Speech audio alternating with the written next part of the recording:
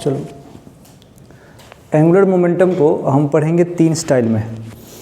एक तो पढ़ेंगे किसी पार्टिकल के लिए, फिर पढ़ेंगे जब कोई पार्टिकल सर्कुलर मोशन में पड़ेगा तब, और एक पढ़ेंगे जब किसी हम रिजिड बॉडी की बात करते हैं तो कुल मिला के इसको 3 तरीके से जो है वो पढ़ा जाएगा।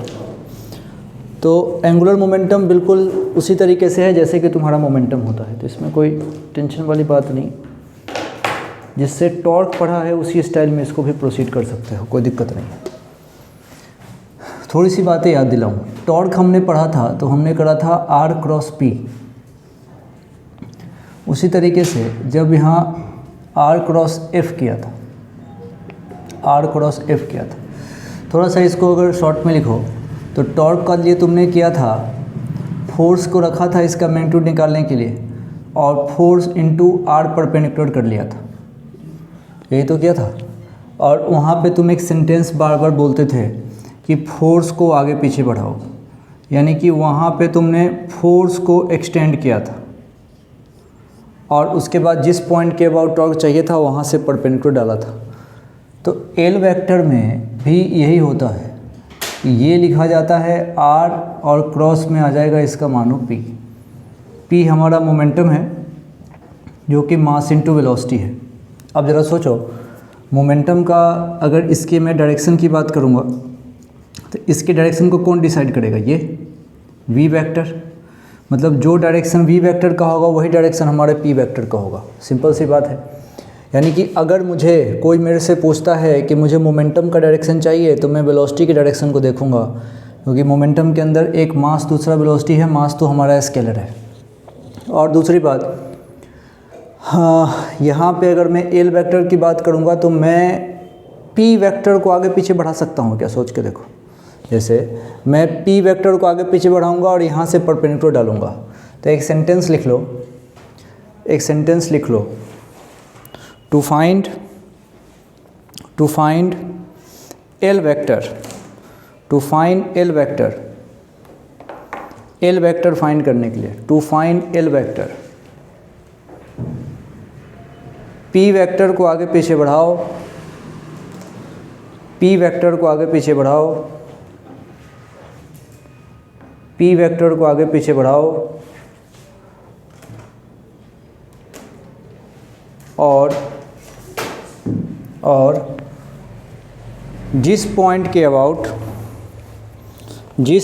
अबाउट एंगुलर मोमेंटम चाहिए, जिस पॉइंट के अबाउट एंगुलर मोमेंटम चाहिए वहाँ से परपेंडिकुलर डालो, वहाँ से परपेंडिकुलर डालो।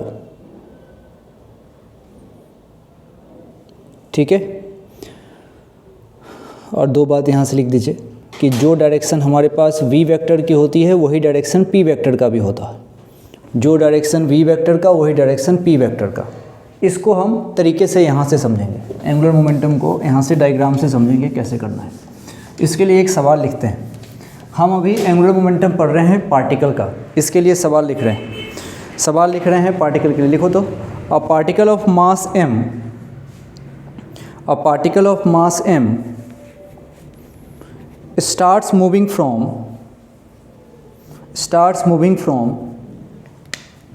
a point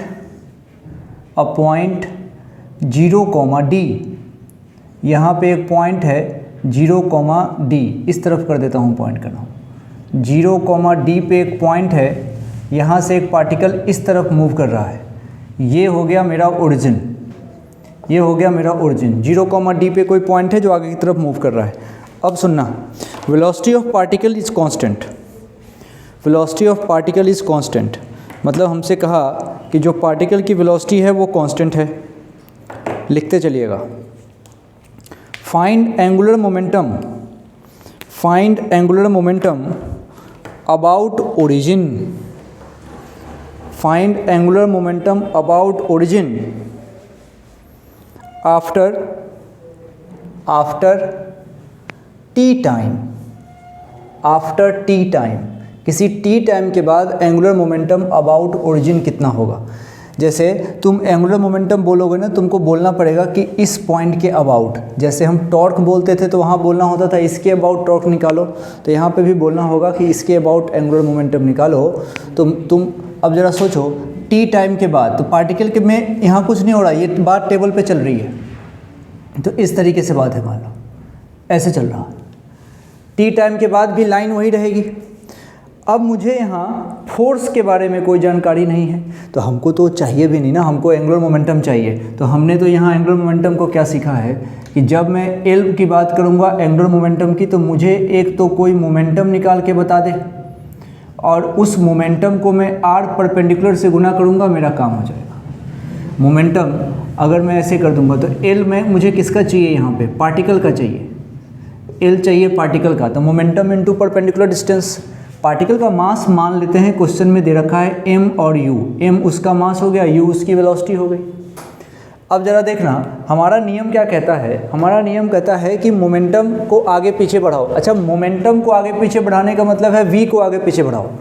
तो तुम इस v को मान लो t टाइम के बाद पार्टिकल कहीं यहाँ पे है, हो सकता है जब t टाइम के बाद पार्टिकल अगर यहाँ पे है तो, और इसकी वेलोसिटी इस तरफ हमारे पास u है, इसके मोमेंटम को आगे पीछे बढ़ाने का मतलब यही तो है, यही लाइन तो होगी। और जिस पॉइंट के अबाउट एंगुलर मोमेंटम चाहिए वो चाहिए मुझे इस पॉइंट के अबाउट, तो यहाँ से परपेंडिकुलर डालूंगा, ये डाला हमने परपेंडिकुलर। जैसे ही हमने परपेंडिकुलर डाला तो ये दूरी कितनी हो जाएगी d, तो मेरा मोमेंटम तो हो गया यहाँ से mu और परपेंडिकुलर डिस्टेंस मेरे पास आया है d, तो ये हो जाएगा मेरे लिए एंगुलर मोमेंटम का मैग्नीट्यूड mu इंटू d, बिल्कुल टॉर्क के जैसा है। कोई पूछे डायरेक्शन क्या होगा, तो डायरेक्शन में मुझे देखो क्या करना है, इसको थोड़ा और एक्सटेंड करूँगा, ये रहा आर वेक्टर, मोमेंटम का डायरेक्शन इधर है, आर क्रॉस पी करूँगा इन। एंगुलर मोमेंटम का डायरेक्शन भी ठीक वैसे ही निकलता है जैसा कि हमने टॉर्क का डायरेक्शन निकाला है। मोमेंटम को आगे पीछे बढ़ाइए, जिस पॉइंट के अबाउट आपको एंगुलर मोमेंटम फाइंड करना हो वहाँ से परपेंडिकुलर डालिए। मोमेंटम को आगे पीछे बढ़ाने से सीधा मतलब है, तुम कह सकते हो यहाँ इस चैप्टर में वेलोसिटी को आगे पीछे बढ़ा लो, वेलोसिटी को आगे पीछे बढ़ाओ, वेलोसिटी को आगे पीछे बढ़ाओ और उसके बाद परपेंडिकुलर डालना होता है जिसके अबाउट तुमको चाहिए एंगुलर मोमेंटम। मेरे ख्याल से ये बात ठीक है, बिल्कुल टॉर्क जैसा लगेगा तुमको, बिल्कुल टॉर्क के जैसा। एक और सवाल कर लो, टॉर्क में भी किया था, टॉर्क में भी किया था। वो सवाल है कि मान लीजिए मैंने किसी पार्टिकल को अगला क्वेश्चन कैसे कर सकते हैं समझिए। मान लीजिए ये कंडीशन है, मैंने किसी पार्टिकल को ऐसे फेंक दिया, तो ये पार्टिकल इस तरीके से सर्कुलर मोशन करेगा। मैंने इसको u वेलोसिटी से फेंका यहाँ से थीटा एंगल पे, जब मैं मैक्सिमम हाइट पे होऊंगा तो इसकी वेलोसिटी इस तरफ होगी और इसकी वैल्यू कितनी होती है u cos थीटा। अब इसका मास मान लो दे रखा है m, तो इसका एंगुलर मोमेंटम हमें निकालना है। तो देखो लैंग्वेज कैसे बोल सकते हैं, इसमें लैंग्वेज बोल सकते हैं, देखो find angular momentum, find angular momentum about point of projection, find angular momentum about point of projection when particle is at the highest point, when particle is at the highest point। Angular momentum चाहिए point of projection के about, ठीक है भाई। तो point of projection के about angular momentum चाहिए, तो इस समय का एंगुलर मोमेंटम, ये अगर वेलोसिटी है mu cos थीटा तो मोमेंटम इसका हो गया mu cos थीटा, वेलोसिटी तो इसमें u cos थीटा है। मैं क्या करूँगा, इसी मोमेंटम को जो mu cos थीटा है इसको आगे पीछे बढ़ा के देख लूँगा। तो पहले तो इसको आगे पीछे बढ़ाया और जिस पॉइंट के अबाउट मुझे एंगुलर मोमेंटम चाहिए वहाँ से परपेंडिकुलर डालूँगा। ये मैंने डाला परपेंडिकुलर, ये परपेंडिकुलर डाला, तो दूरी का पता लग गया। ये दूरी कितनी है, ये दूरी है हमारे पास h मैक्स कह सकते हो। मैंने हाईएस्ट पॉइंट कह दिया, हाइट की बात कह दी, तो h की बात कह दी। लिखना चाहो तो लिख सकते हो u square sine square theta upon 2g है इस h की वैल्यू, ये मैक्सिमम हाइट है। अच्छा, तो मुझे लिखना है इसका एंगुलर मोमेंटम, ओके। तो एंगुलर मोमेंटम लिखने के लिए मुझे चाहिए इसका मोमेंटम जो कि होता है mu cos थीटा। कहाँ की बात हो रही है, जब वो हाईएस्ट पॉइंट पे है, ऊंचाई पे। अच्छा, इनटू परपेंडिकुलर डिस्टेंस, तो उस परपेंडिकुलर डिस्टेंस का नाम तुमने क्या दिया है, तो वो परपेंडिकुलर डिस्टेंस का तुमने नाम दिया है एच मैक्स। इससे इसको मिलाना थोड़ी है, बस इसको एक्सटेंड करना है और यहाँ पे खड़े रहते रहते, हम ऑब्जर्वर हैं, यहाँ से खड़े रहते रहते इस पर परपेंडिकुलर डालना है। अब कोई कहेगा कि भाई डायरेक्शन बताइए, तो डायरेक्शन में कोई टेंशन नहीं है, आर को ऊपर बढ़ा दिया और मोमेंटम का डायरेक्शन इधर था, आर मेरा इधर है, आर क्रॉस पी करूँगा इनटू द प्लेन आएगा। तो डायरेक्शन में तो कोई दिक्कत वाली बात होती नहीं है, इसमें कोई प्रॉब्लम नहीं है। अब पार्टिकल तो चलो, ये तो जनरल कंडीशन की बात करी हमने। अब जरा देखो, एक अगला केस करते हैं। इसमें हम बात कर रहे हैं पार्टिकल की, लेकिन अब मैं कह रहा हूँ कि ये पार्टिकल मेरा करेगा सर्कुलर मोशन, ये पार्टिकल मेरा करेगा सर्कुलर मोशन। उस कंडीशन में मैं एंगुलर मोमेंटम निकालना चाहता हूँ। देखो कैसे कर सकते हैं। अब लिखो केस 2। अभी हम क्या कर रहे हैं, हम पढ़ रहे हैं एंगुलर मोमेंटम। उसमें हमने केस 1 में पढ़ा पार्टिकल का जनरल मोशन, देखा कि पार्टिकल जनरल मोशन करे तब एंगुलर मोमेंटम कैसे निकालते हैं। तुमने कहा मोमेंटम इनटू परपेंडिकुलर डिस्टेंस। अब हम पढ़ रहे हैं केस 2, और इस केस 2 में हम चाह रहे हैं कि पार्टिकल अगर सर्कुलर मोशन करे तब एंगुलर मोमेंटम कैसे निकालते हैं। अभी हम चाहते हैं कि पार्टिकल मेरा सर्कुलर मोशन करे। ठीक है भाई, सर्कुलर मोशन करा रहे हैं। लिखो तो एक situation, consider a particle of mass m, consider a particle of mass m performing circular motion in anti-clockwise direction, in anti-clockwise direction। 2-3 point बना देता हूँ। सर्कुलर मोशन कर रहा था, ये इसका सेंटर है, ये इसका सेंटर है, ये सेंटर है। एक बार इसका एंगुलर मोमेंटम यहाँ निकाल दो ए पॉइंट पर, एक बार इसका एंगुलर मोमेंटम निकाल दो बी पॉइंट पर, एक बार इसका एंगुलर मोमेंटम निकाल दो सी पॉइंट पर। 3 जगह तुम एंगुलर मोमेंटम निकाल दो। ये इसका सेंटर है और ये जो डॉटेड से मैंने बनाया है ये इसका रेडियस है। रेडियस ले लीजिए आर, रेडियस लीजिए आर, और यही सर्कुलर मोशन पे पार्टिकल चल रहा है। पार्टिकल का मास इसने दिया है m, पार्टिकल का मास इसने दिया है m।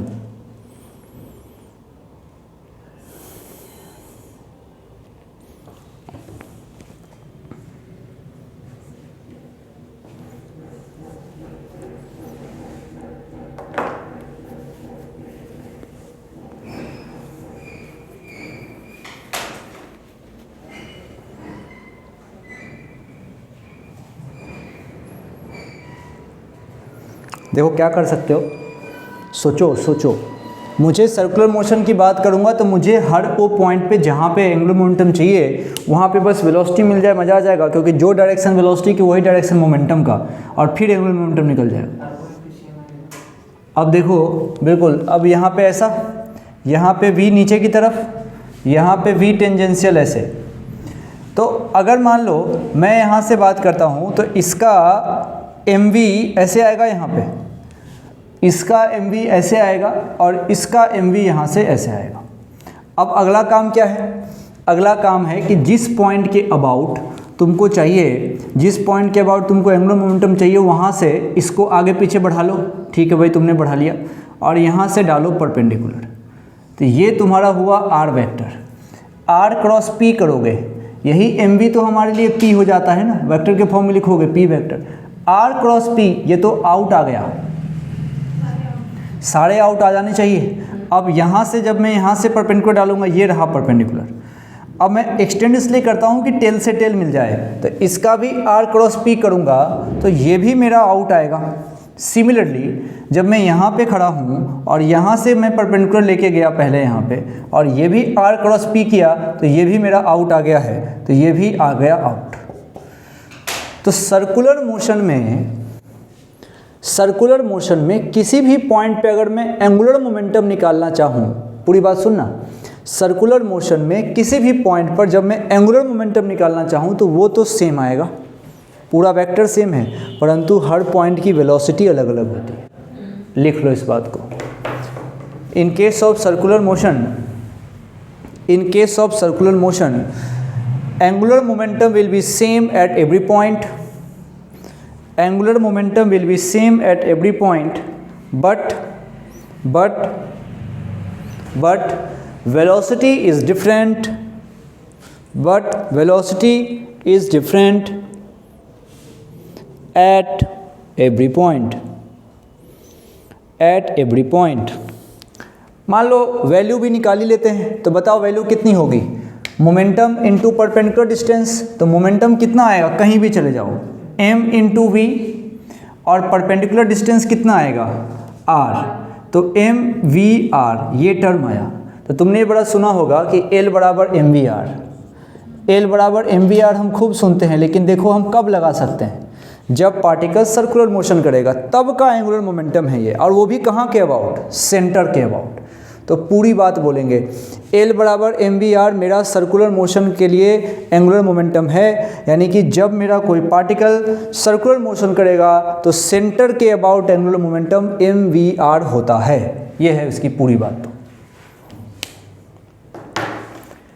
एक तो ऐसे कर सकते हैं, दूसरा अभी पार्टिकल को तो दो स्टाइल में हमने घुमा लिया, अब तीसरा है कि पार्टिकल ना होके कोई रिजिड बॉडी हो तो क्या कर सकते हैं, पार्टिकल ना होके कोई रिजिड बॉडी हो तो क्या कर सकते हैं, है ना। तो उस समय में तुमने सुना होगा जब रिजिड बॉडी हो तो उस समय मोमेंट ऑफ इनर्शिया कंसिडर किया जाता है। जब रिजिड बॉडी हो तो उस समय मास नहीं मोमेंट ऑफ इनर्शिया का रोल लिया जाएगा। तो हेडिंग दे दो, angular momentum for rigid body, angular momentum for rigid body. आइए समझते हैं। जैसे मैं लीनियर मोमेंटम पढ़ता था तो क्या लिखता था, वहाँ से इसको लिखता था, P को तुम क्या लिखते थे, मास इंटू वेलोसिटी। अगर तुम पढ़ते थे तो P को तुम लिखते थे मास इंटू वेलोसिटी। आज तुम L को लिखोगे तो उस अब रोटेशनल इफेक्ट चेक करना है तो मास का काम मोमेंट ऑफ इनर्शिया करेगा और V का काम कौन करेगा, ओमेगा।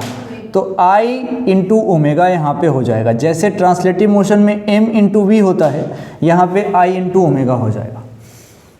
एक बात का ध्यान रखना है, एंगुलर मोमेंटम हमेशा किसी पार्टिकुलर एक्सिस वैक्सिस के लिए डिफाइन करना पड़ेगा। कैसे हम टॉर्क निकालते हैं तो बताना पड़ता है इसके अबाउट। तो जब भी एंगुलर मोमेंटम डिसाइड करो तुमको बताना पड़ेगा किसके अबाउट। लिख लो इस बात को नोट लगा के, टॉर्क और एंगुलर मोमेंटम, टॉर्क और एंगुलर मोमेंटम दोनों में बताना पड़ता है कि किसके अबाउट, दोनों में बताना पड़ता है कि किसके अबाउट। जैसे अभी यहाँ जो L आएगा ना तो तुमको बताना पड़ेगा कि अच्छा तुम किसी एक्सिस के अबाउट बात कर रहे हो तो उसी एक्सिस के अबाउट तुमको I भी लेना पड़ेगा और तब जाके इसको ओमेगा से गुना करोगे। पूरी बात बोलनी पड़ेगी तब जाके सही होगा क्वेश्चन, पूरी बात बोलनी पड़ेगी। इस पे कुछ काम कर लेते हैं, तो अभी तक में कंक्लूजन एक और मेरे पास अब आया है। अब ये चेंज होके आया, क्या आया, अब पार्टिकल नहीं, पूरी बात सुनना, अब मैं पार्टिकल की बात नहीं कर रहा, अब मैं बात कर रहा हूँ रिजिड बॉडी की। तो लिख के काटिएगा, पार्टिकल नहीं रिजिड बॉडी, तब L बराबर यूज़ करूँगा आई ओमेगा। याद करने का तरीका बताता हूँ। जब रोटेशन वाली बात चलेगी तो रोटेशन तो बॉडी करती है ना, रोटेशन तो पूरी बॉडी करती है, उसके पार्टिकल तो सर्कुलर मोशन करते हैं, और जब बॉडी रोटेट करेगी तभी मास आई से रिप्लेस होगा। इसलिए जहाँ जहाँ तुम आई देखो वहाँ समझना किसी रिजिड बॉडी के लिए बात हो रही है। और समझो, जब रिजिड बॉडी के लिए बात होगी और उसका शेप तुमको समझ में आ जाए कि रिंग है, डिस्क है, सिलेंडर कैसा है, उसके अकॉर्डिंग तुम आई की वैल्यू बदलते रहोगे तो उसके अकॉर्डिंग एल की वैल्यू भी बदलती रहेगी। तो धीरे धीरे करके इसके ऊपर आएंगे। अभी एक सवाल है जिसमें डिस्क देते हैं, एक छोटा सा क्वेश्चन पकड़ते हैं और मान लो तुमको कहा कि एक डिस्क ऐसे रखा हुआ है, ये डिस्क ऐसे है और एक एक्सिस यहाँ से ऐसे दिखा दिया और इस एक्सिस के अबाउट इसको घुमाया जा रहा है ओमेगा नॉट से। तुमसे यहाँ पूछा गया है एंगुलर मोमेंटम, और दूसरे केस में क्या किया, दूसरे केस में समझिएगा, यही डिस्क पकड़ लो वापस, दूसरे केस में सेम डिस्क पकड़िए, दूसरे केस में सेम डिस्क, और क्या किया, इसको ऐसे घुमा रहे और इसके बीच में इसको दो छोटे छोटे मास भी रख दिए, दो छोटे छोटे मास भी रख दिए। एक का मास है m, ये भी m मास का और ये भी m मास का, दोनों ऐसे मास रख दिए। पहले केस में सिर्फ डिस्क था और डिस्क का मास मान लो कैपिटल M गिवन है, और अब डिस्क में अब फिर इसको ओमेगा नॉट से मान लो कोई घुमा रहा है। अपने को डिस्कस करना है मोमेंट ऑफ इनर्शिया के बारे में। डिस्टेंस, अब अभी देखो इसमें डिस्टेंस तो अपने को नहीं चाहिए क्योंकि पूरी की पूरी बॉडी घूम रही है। हाँ, रेडियस ज़रूर बोल सकते हो, रेडियस ज़रूर बोल सकते हो क्योंकि ये बीचों बीच से घुमा रहे हैं, तो इसका भी रेडियस r ले लीजिए और यहाँ भी रेडियस r ले लीजिए। स्मॉल मास तो छोटा m है, वो कहीं भी रखा हुआ है, फर्क नहीं पड़ता, वो कहीं भी रखा हुआ है, फर्क नहीं पड़ता। मैं तुमको लिखना सिखाऊंगा। ऐसे दो तरीके होते हैं, मैं चाहता हूँ सिर्फ एक ही तरीके से लिखो क्योंकि दो तरीका होता है फिर अपन कंफ्यूज करते हैं। अब ज़रा सोच के देखो क्या करना है इसमें। अच्छा, सबसे पहले तो इसका बताओ, ये क्या पार्टिकल है? नहीं, रिजिड बॉडी है।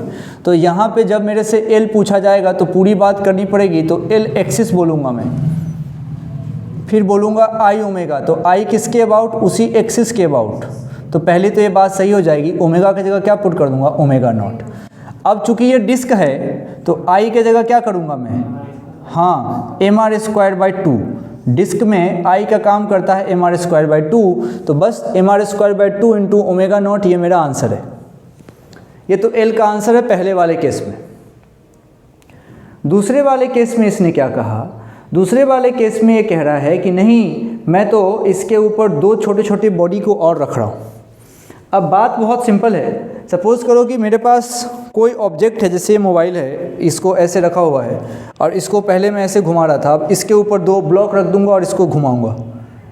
तो मैं अलग अलग करके सोचूंगा, तब मुझे लगेगा ना कि अच्छा मोबाइल ब्लॉक अलग अलग। लेकिन मैं अगर ऐसा सोचूं कि दोनों को अगर कॉमन वेलोसिटी से घूमना है तो सब एक ही बॉडी है, सब एक ही बॉडी है। तो तुम तो ऐसा करना, देखो सबसे आसान उपाय, तुम पहले एक डब्बा बनाना, तुमको एल लिखना है ना, तो एल लिखने का नियम तुम जानते हो कि मैं तो जीवन में रिजिड बॉडी के लिए एल जैसे लिखूंगा तो एल लिखूंगा आई ओमेगा, ठीक है। तो इस डब्बे में आई और बाहर जाएगा ओमेगा, जो भी ओमेगा होगा बाहर जाएगा।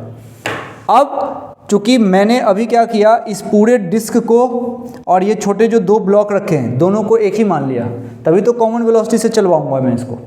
तो मान लिया मैंने कि कोई भी वेलोसिटी ओमेगा नॉट है तो ओमेगा नॉट डाल देना। अभी ऐसे अगर ये घूम रहा है तो तुम जरा सोचो अंदर में क्या भरना है, इस डब्बे में क्या भरना है? नहीं, मोमेंट ऑफ इनर्शिया। अब तो मास की बात ही नहीं है यहाँ पे, डब्बे में तो आई भराएगा।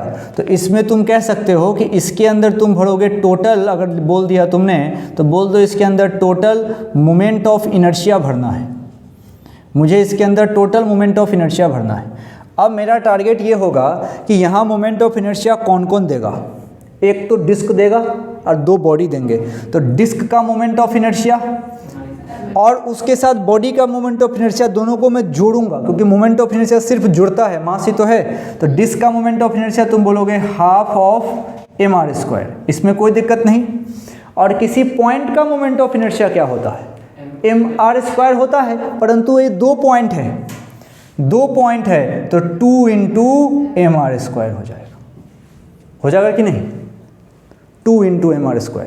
अरे कुछ दूरी होगी इसकी, अब ये कुछ दूरी होगी, कहाँ रखा है पता नहीं, घूमेगा वो, मान लिया एंड पे रखा है। वो छोड़ो, वो तो मैं क्वेश्चन में प्रैक्टिस करा दूंगा। पहले तो तुम ये बताओ कि क्या ये बात समझ में आ रही है?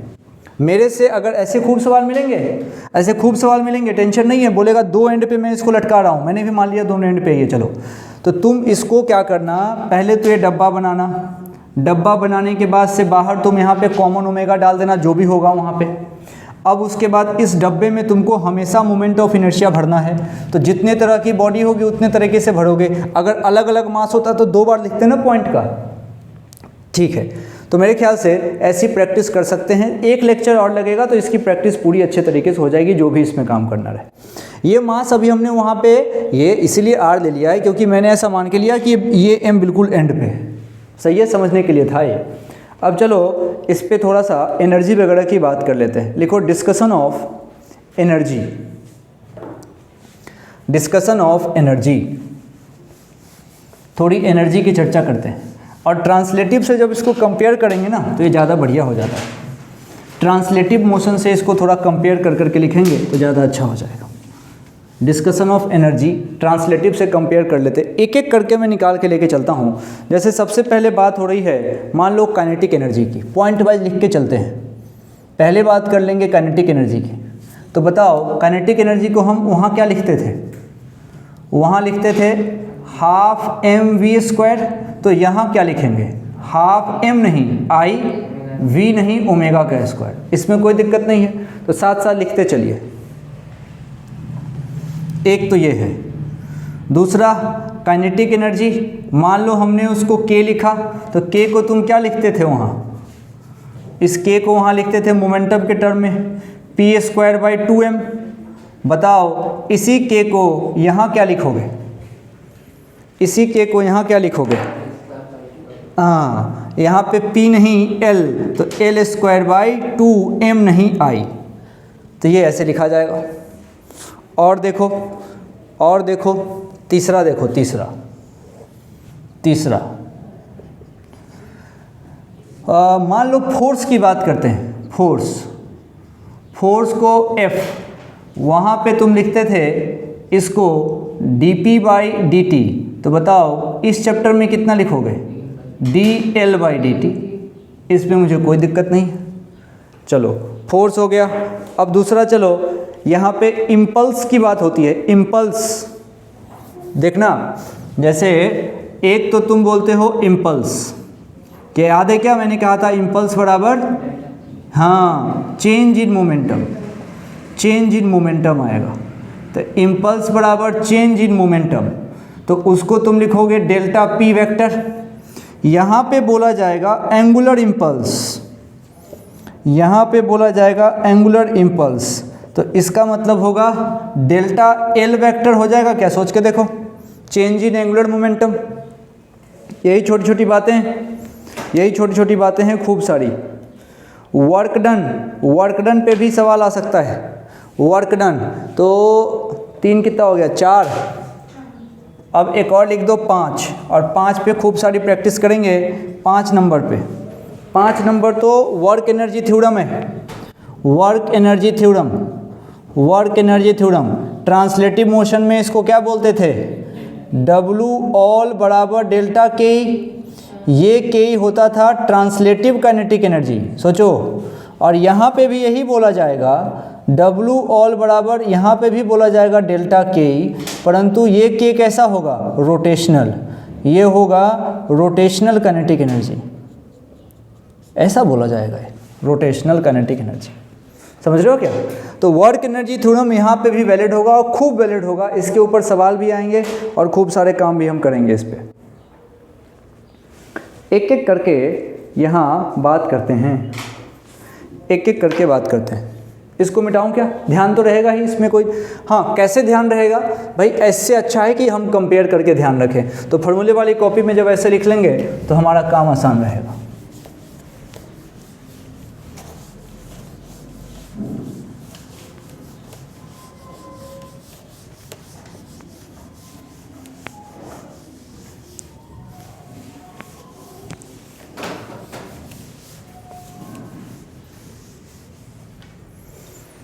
चलिए, अब एक सिचुएशन तुम्हारे सामने देता हूँ मैं।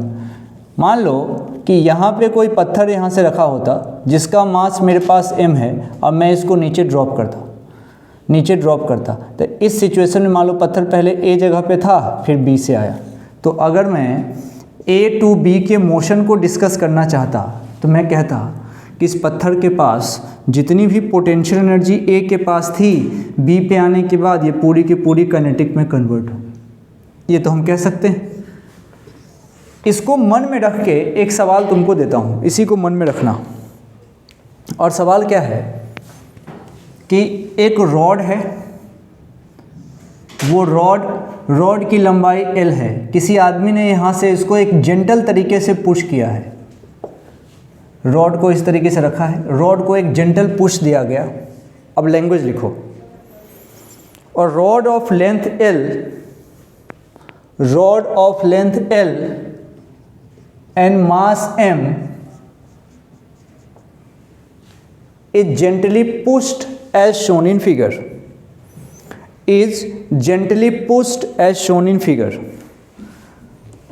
Find angular speed of rod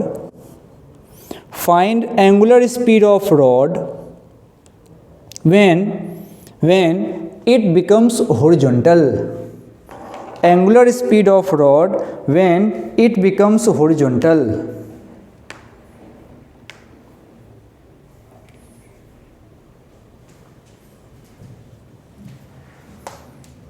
कोई रॉड खड़ा था, उसको जेंटली पुश कर दिया तो ये गिरेगा, ऐसे है तो ये गिरेगा।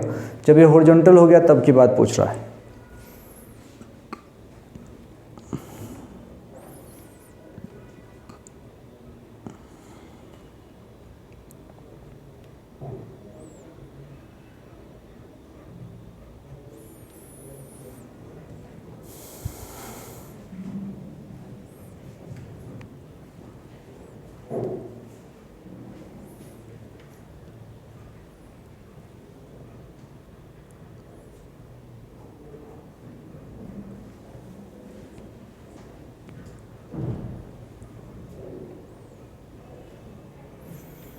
मैंने कहा था कि इसी के अकॉर्डिंग सोचो। जैसे ऊपर से नीचे गिराए तो अपने को प्रैक्टिस है कि जो पोटेंशियल एनर्जी होती है वो काइनेटिक में कन्वर्ट हो जाती है। यहाँ पे भी तो यही होगा, जब ये गिरेगा तो एक समय आएगा जब ये हॉरिजॉन्टल हो जाएगा। तो मान लो ऐसे हो गया कुछ टाइम के बाद, तो जब रॉड ये ऐसे हो जाएगा तब की बात ये पूछ रहा है। तो जब ये रॉड ऐसे होगा तो यही तो गिरेगा ऐसे ओमेगा से, उस समय की बात ये पूछ रहे हैं। तो ठीक है, तो क्या हुआ होगा, रोटेशनल पोटेंशियल एनर्जी आई होगी। तो क्या हुआ है ज़रा एक लाइन में सोचो। तो रोटेशनल पोटेंशियल एनर्जी जो पहले वाली थी, अब रॉड सीधा हो गया होगा। तो अब देखो यही मेरा रेफरेंस लाइन है, सोचो अगर यही मेरा रेफरेंस है तो रेफरेंस पे आने के बाद हाइट कितनी हो जाती है, 0। तो उस कंडीशन में यहाँ पे पोटेंशियल एनर्जी क्या हो जाएगी, 0। और यहाँ पे पोटेंशियल तो रही होगी, तो यहाँ की पोटेंशियल गई कहाँ, काइनेटिक में बदली। तो रोटेशनल पोटेंशियल एनर्जी कन्वर्ट हो गया है रोटेशनल काइनेटिक एनर्जी में, रोटेशनल काइनेटिक एनर्जी में कन्वर्ट हो गया। तो रोटेशनल पोटेंशियल एनर्जी कितनी होती है बताओ। mgh मुझे लिखना है, h नहीं क्या लिखूंगा, L/2 लिखूंगा, इसका सेंटर ऑफ मास लिखूंगा। याद है रिजिड बॉडी का लिखा था हमने। और यही कन्वर्ट हो जाएगा रोटेशनल काइनेटिक एनर्जी में। अब बताओ रोटेशनल काइनेटिक एनर्जी कितना होता है, हाफ mv² तो वहाँ होता था, m नहीं I, और ये रहा ω²। अभी भी बात पूरी नहीं हुई है, अभी I की वैल्यू को लिखना बाकी है। अब जरा सोचो, रॉड को उस दिन हमने किया था, जब रॉड के एक एंड से उसको पकड़ के घुमाओगे तो I कितना लोगे, mL²/3। सोचो mL²/3, एक एंड से, किसी एक एंड से रॉड को घुमाया तो mL²/3, अगर बीच से पकड़ के घुमाया तो mL²/12। बस अब इसी को सॉल्व करोगे वैल्यू आ जाएगी। बात समझिए क्या हुआ, ऐसे ही है काम। अब इस पे और वैरायटी देखो, और वैरायटी क्या होती है, लिखो कंसीडर 3 बॉडीज, नाम रहे A, B और C। 3 बॉडी रख रहे हैं, नाम रख रहे हैं A, B और C। ये तुम्हारे नीट 2018 का सवाल है। 3 बॉडी रख रहे हैं, 3 ऑब्जेक्ट रख रहे हैं, नाम है A, B, C। एक रख रहे हैं सॉलिड स्फीयर, A जो है हमारा, ये A मेरा है सॉलिड स्फीयर। क्वेश्चन के अकॉर्डिंग B तुम्हारा डिस्क है, B तुम्हारा दे रखा है डिस्क, और C जो तुम्हारा दिया है ये रिंग है भाई।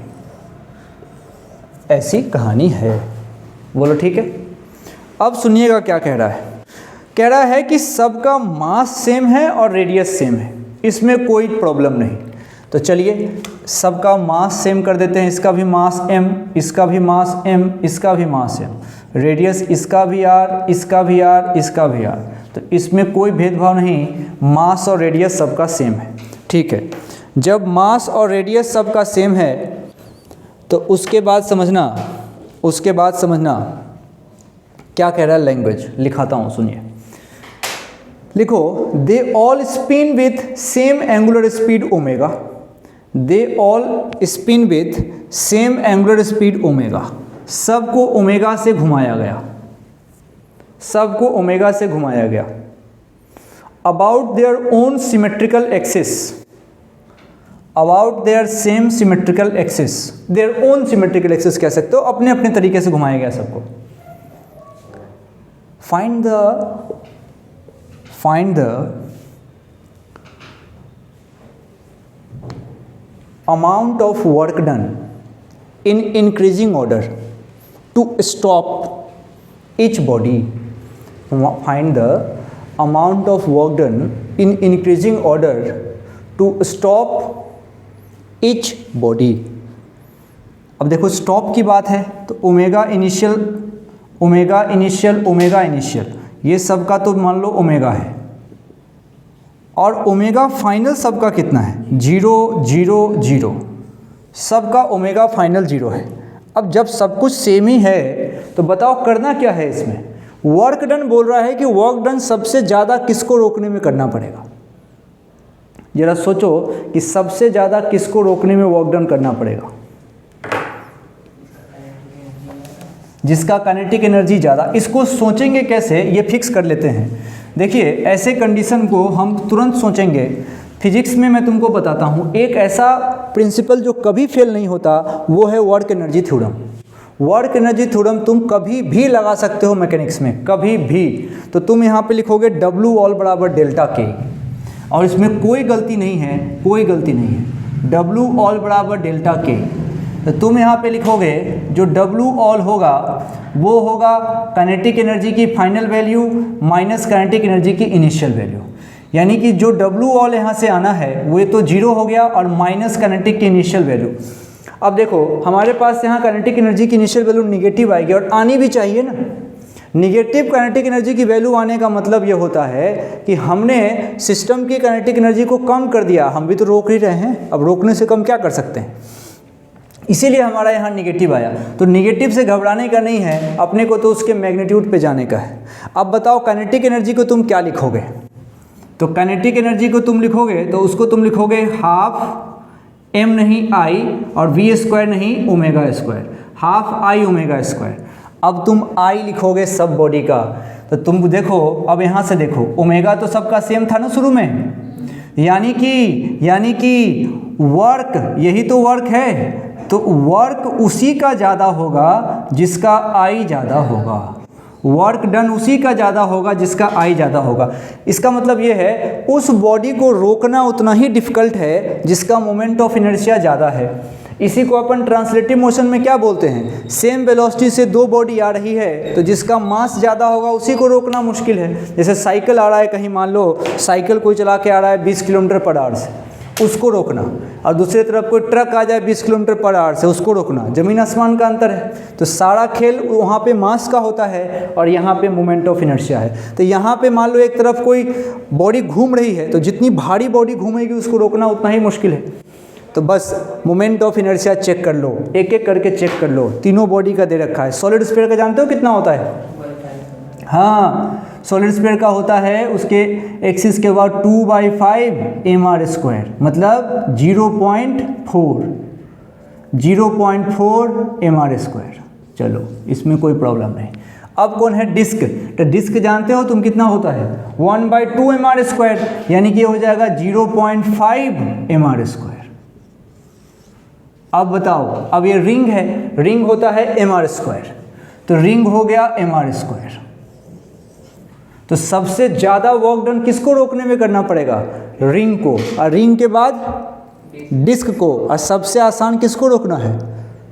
सॉलिड स्फीयर को। समझ रहे हैं? थोड़ा अजीब नहीं लग रहा?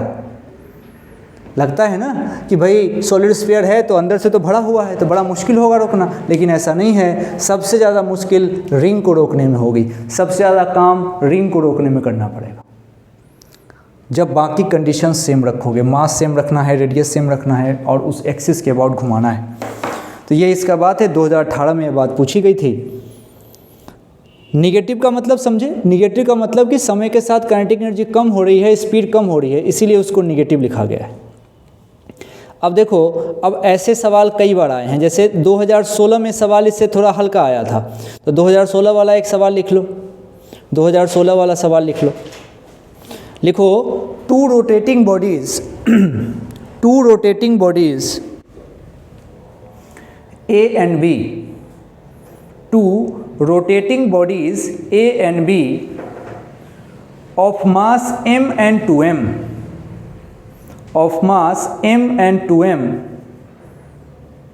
with moment of inertia IA and IB such that IB is greater than IA have same kinetic energy of motion, kinetic energy of rotation लिखना, same kinetic energy of rotation, same kinetic energy of rotation. If LA and LB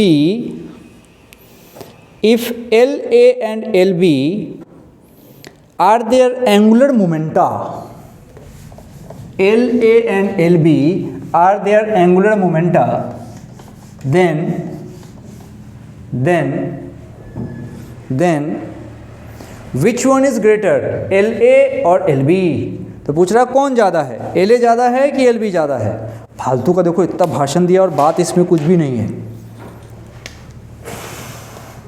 हमारे पास A है, हमारे पास B है, और कह रहा है कि एक का मास है m, दूसरे का मास है 2m।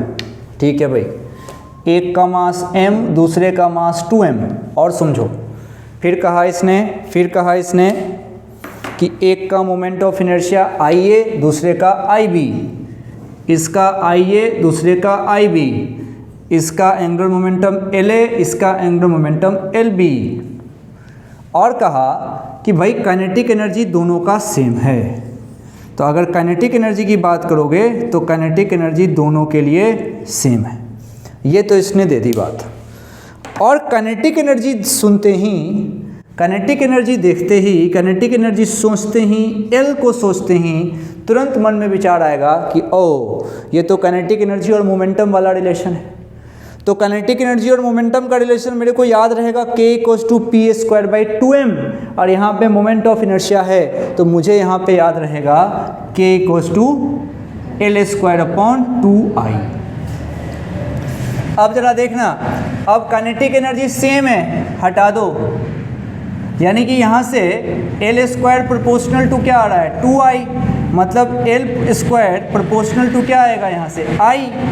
L² प्रोपोर्शनल टू क्या आ जाएगा यहाँ से, I। जैसे L² प्रोपोर्शनल टू यहाँ से I आएगा तो तुम समझ जाना कि जिसके पास ज़्यादा I होगा, जिसके पास ज़्यादा I होगा, मतलब I अगर ज़्यादा है, जिसका I ज़्यादा उसी का L ज़्यादा, उसी का L ज़्यादा। अब ये क्वेश्चन ने कहा था हमसे कि I कौन सा ज़्यादा है, B वाला ज़्यादा है। तो IB चूँकि ज़्यादा था, IB ज़्यादा था IA से, इसीलिए LB मेरा ज़्यादा होगा LA से। ये इसके मोमेंट ऑफ इनर्शिया की बात, और ये फिर उसके अकॉर्डिंग तुमने इसके L को कंपेयर कर दिया। तो ये इसके एंगुलर मोमेंटम पे इस तरह के सवाल जो है बनते हैं। तो कुल मिला के एंगुलर मोमेंटम पे क्या ध्यान में रखना है ये समझो।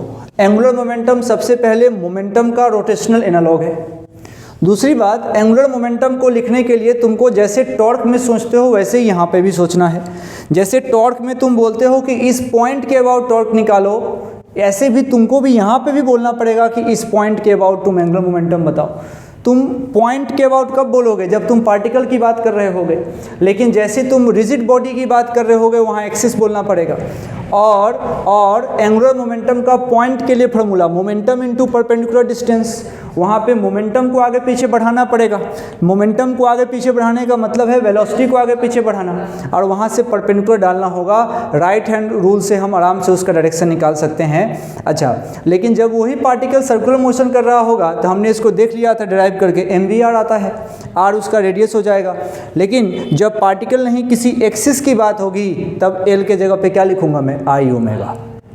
तब जब पार्टिकल के जगह पे कोई रिजिड बॉडी आ जाए तो L बराबर वहाँ पे मुझे लिखना पड़ेगा I ओमेगा, परंतु बताना पड़ेगा कि किस एक्सिस के अबाउट बात कर रहे हो।